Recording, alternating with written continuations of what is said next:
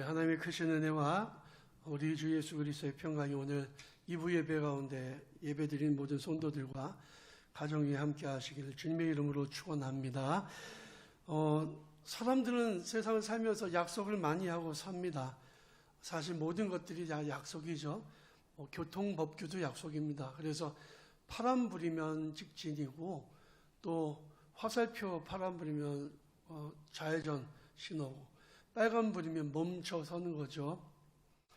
일종의 사회적인 약속인 거예요. 그래서 법률이나 규범도 다 약속입니다. 지키지 않으면 처벌을 받는 거죠. 그러나 처벌받지 않아도 우리는 많은 약속을 하고 살아갑니다. 그래서 부모와 자녀 간의 약속도, 부부 간의 약속도, 형제 간의 약속도 있죠. 우리 교회 성도들 간의 약속이 있습니다. 우리 태원 가족의 약속은 한 번 더 예배 드리잖아요.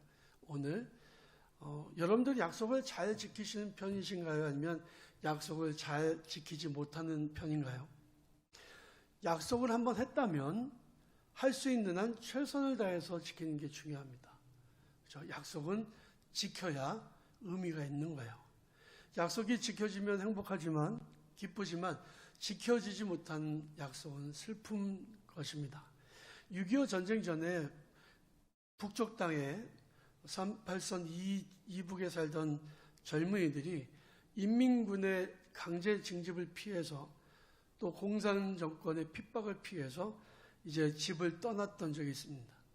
늙으신 부모님들 집에 남겨두고 며칠 있으면 돌아옵니다라고 약속을 하고 피신했던 곳인데 상황이 좋아지면 돌아온다고 했는데 그래서 강화도, 연평도가 보이는 강화도 또 저 강원도 고성, 강릉 또 포천 이런 쪽에 잠시 피난을 했던 사람들이 6.25 전쟁이 터지고 집으로 돌아가지 못했습니다. 다시 돌아오겠다는 약속이 지켜지지 못한 슬픈 약속이 되고 말았던 거죠. 여러분, 약속은 지켜져야만 됩니다. 베드로의 약속, 지켜지지 못한 약속이죠. 모두가 다 주님을 버릴지라도 나는 절대 주님을 배반하지 않겠습니다. 버리지 않겠습니다는 약속이 결국 지켜지지 못한 약속이 되고 말았습니다. 여러분들은 약속을 잘 지키고 사시는지요? 혹시 지키지 못한 슬픈 약속은 있지 않으십니까? 약속이라고 하는 것은요, 소망을 담보하는 것입니다. 약속이 있으면 소망이 있어요. 기대가 있어요. 그런데 약속이 없으면 소망도 기대도 없는 거죠. 사람들이 약속을 많이 하지만 약속도 많이 어깁니다. 그러나 하나님은 그렇지 않으십니다. 하나님이 한번 하신 약속은 하나님 반드시 지키신다는 거예요. 성경에 보면 하나님께서는 사람들에게 많이 약속하셨어요. 아브라함에게 나타나셔서 아브라함아, 내가 너의 후손을 하늘의 별과 같이 바닷가의 모래처럼 셀 수 없을 정도로 많은 후손을 주겠다고 약속하셨습니다. 아브라함은 그 약속을 믿었습니다. 아브라함이 약속을 믿음으로 하나님께서 그것을 의로 여기셨다고 성경은 기록하고 있어요. 그런데 75세에 주셨던 약속이 그의 나이가 100세가 될 때까지 이루어지지 않았습니다. 그러나 그는 중간에 포기하지 않고 소망을 잃지 않았습니다. 하나님은 다윗에게 내가 너를 이스라엘 왕이 되게 하겠다라고 약속하셨습니다. 본인이 원했던 일이 아니에요. 내가 왕이 되겠다고 나섰던 게 아닙니다.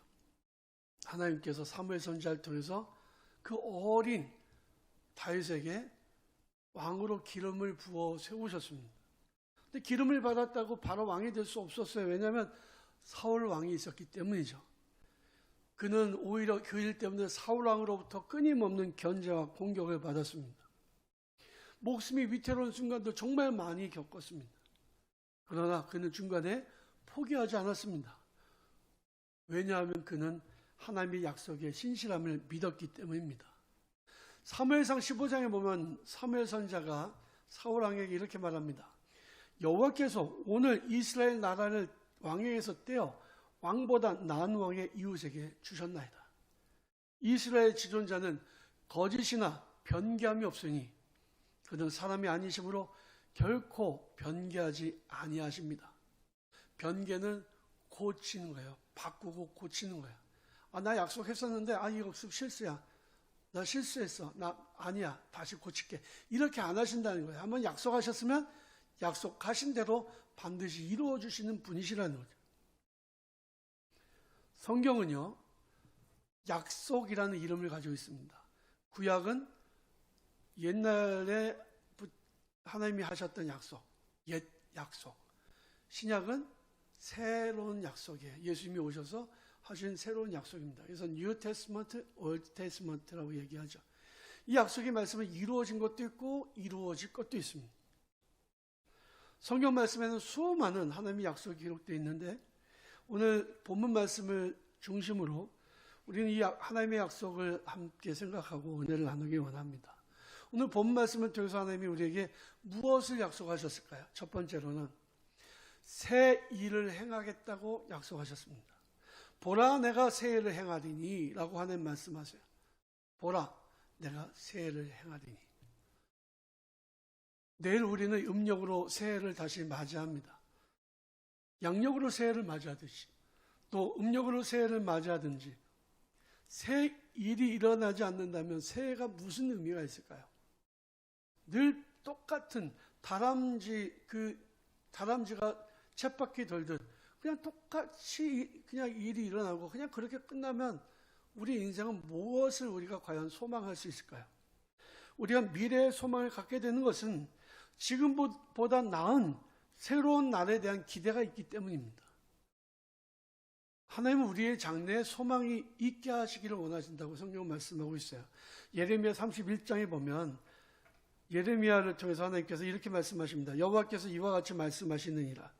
내 울음소리야 내 눈물을 멈추어라.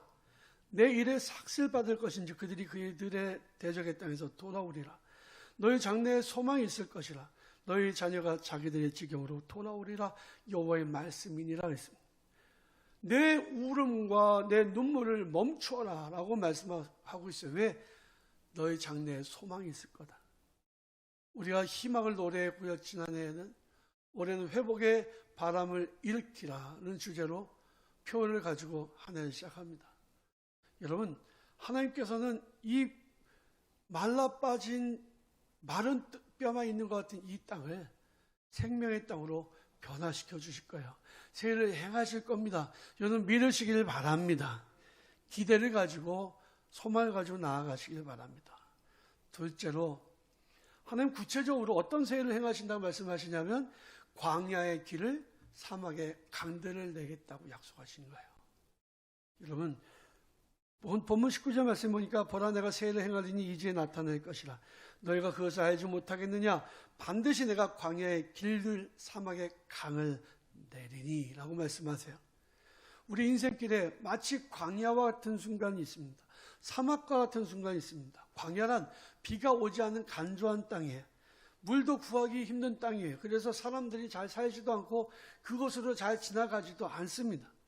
사람들이 잘 찾지 않는 곳이 광야예요. 우리 인생길이 지금 힘들고 고난과 역경이 있어서 내 주변에 아무도 없다고 생각되는 순간도 있을 수도 있습니다. 그런데 이런 광야 같은 땅에 사는 우리를 길을 내서 그 길이라는 것은 생명을 이어주는 거거든요. 나를 통해서 세상 속에 축복의 길이 이어지도록 하시는 거예요. 이 광야에 살아가는 사람들이나 동물들, 식물들도 정말 살아가기 힘들지만 광야의 길이 나면 생명이 또 소망이 생기는 거죠. 광야에는 그래도 물을 머금고 있는 땅이 있어서 우물을 파면 그래도 어렵게 물을 이렇게 얻을 수는 있습니다. 그러나 사막은 아예 생존 자체가 불가능합니다. 광야에선 사람들이 살지만 사막에서는 살 수가 없어요. 잠깐 머무르는 것도 힘든 거죠. 사막은 모래로 이루어진 곳입니다. 비가 1년에 한 차례도 잘 오지 않아요. 근데 하나님이 이 사막에 강을 흐르게 하신다고 약속하시는 겁니다. 인간적으로 보면 이건 불가능한 일이죠. 내 힘과 내 능력으로, 내 지혜로는 이건 할 수 없는 일이에요. 근데 하나님은 하신다고 말씀하신 거예요. 불가능을 가능하게 만드시는 분이 누구시냐? 하나님이십니다. 우리는 할 수 없지만 하나님이 결정하시면 불가능한 일은 없습니다. 아브라함은 하나님의 약속을 믿었기 때문에 인내하고 소망 가운데 믿음으로 기다리다가 100세의 아들을 얻었습니다. 이건 기적이었죠. 다윗은 하나님의 약속을 믿었기 때문에 그 모든 역경을 딛고 이스라엘 역사상 가장 위대한 왕이 될 수가 있었던 겁니다.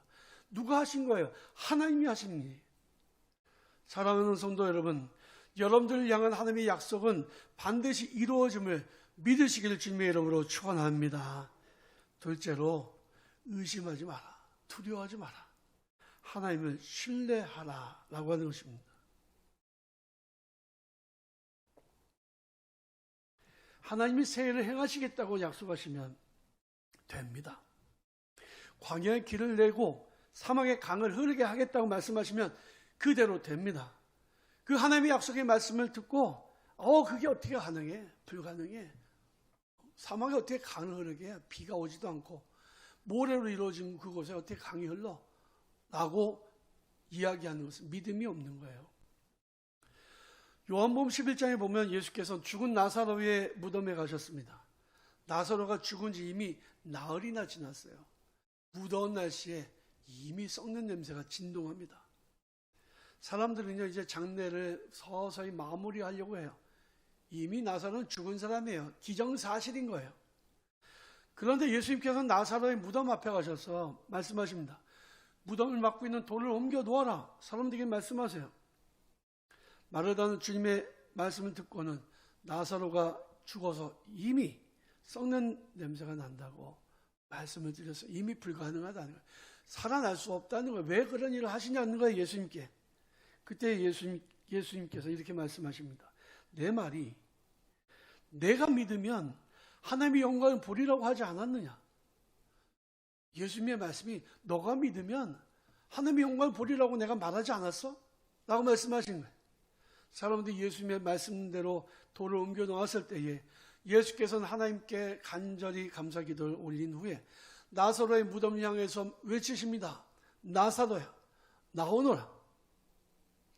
그랬더니 놀랍게도 무덤 속에서 온몸에 수족을 배로 동인 나사로가 나오는 거예요. 죽었던 나사로가, 이미 썩는 냄새가 났던 나사로가 생명이 돌아와서 살아나는 거예요. 우리가 하나님의 약속을 믿는다면 얼마든지 하나님의 능력을 경험하며 기적을 체험하게 되면 여러분들이 믿으시기 바랍니다. 주님 우리에게 말씀하세요. 내 말이 내가 믿으면 하나님의 영광을 보리라고 하지 않았더냐? 하나님의 영광을 보시는. 그래서 여러분들의 미래에 장래 광야의 길을 내시고 사막에 강을 흐르게 하시는, 새해를 행하시는 하나님의 놀라운 은혜를 체험하는 그런 복된 성도들이 되시길 주님의 이름으로 축원합니다. 둘째로, 오늘 말씀을 통해서 우리에게 하나님 말씀하세요. 과거에 살지 마라. 미래에 살라. 라고 말씀하세요. 여러분, 사람들은요, 생각보다 자꾸 과거에 매여서 살아요. 과거 지향적, 옛날이 좋았지 뭐. 아무리 지금 좋은 게 있어도 옛날이 더 좋은 것 같은 느낌이 들어요. 그때가 좋았지. 그런가요? 아니에요. 과거보다는 지금이 아무래도 나아진 거지. 근데 생각이, 그때는 고통스러웠던 기억들은 다 잊어버리고, 그리고 지금 고통스러운 것만 자꾸 눈에 보이기 때문에 그래요. 근데 어떤 사람들은 과거에 좋았던 건 하나도 기억하지 않고 그 고통스러운 순간에만 매여 사는 사람도 있어요. 그래서 생각이 과거에 정체돼 있어요. 과거에 묶여 사는 사람도 있죠. 상처, 쓴뿌리 이런 거로 매어서 살아가는 거예요. 하나님 우리에게 말씀하십니다. 과거에 살지 말라. 본문 18절 말씀 보니까 너희는 이전 일을 기억하지 말며 옛날 일을 생각하지 말라고 말씀하십니다. 이 말씀을 영어 성경으로 보니까 이렇게 번역되어 있어요. Do not dwell. 이렇게 살지 말라 하는 거예요. On the past. Do not dwell on the past. 이 무슨 얘기입니까? 그 과거의 시점, the past, 그 과거의 그 산순간에 묶여서, on은 묶여 있는 거거든요. 묶여서 살지 마라. Do not dwell. 그렇게 살지 말라는 거예요. 사람들은 과거에 자기가 잘못했던 순간들, 실패했던 순간들에 묶여서 살아갑니다. 상처와 쓴뿌리를 안고 살아갑니다. 그 아픈 기억에 매여서 미래를 바라보지 못하고 살아가는 거예요. 상처와 아픔을 가지고 살아간다는 거죠. 이스라엘 백성들이 애굽을 탈출했습니다. 그러나 그들은 여전히 종살이 하던 때의 기억에 묶여서 살았습니다. 그때를 그리워하고 그것으로 돌아가자고 하기도 했습니다. 그런 마음 자세를 가지고는 약속의 땅으로 들어갈 수가 없었어요. 하나님 우리에게 새해를 행하겠다고 말씀하십니다. 그러나 그 새해를 볼 수 있는 사람은요, 과거에 사는 사람들이 아닙니다. 미래 지향적인 사람들이에요. 하나님께서 행하신 일들을 믿음의 눈으로 바라보며 소망 가운데 기대하며 나아가는 사람들이 하나님이 행하시는 놀라운 기적을 볼 수가 있을 것입니다. 사랑하는 성도 여러분, 과거에 묶여서 살지 말고 미래를 바라보며 살아가는 성도들이 되시기를 바랍니다. 셋째로 우리는 하나님을 찬송하는 것이 본분임을 잊지 말아야 합니다.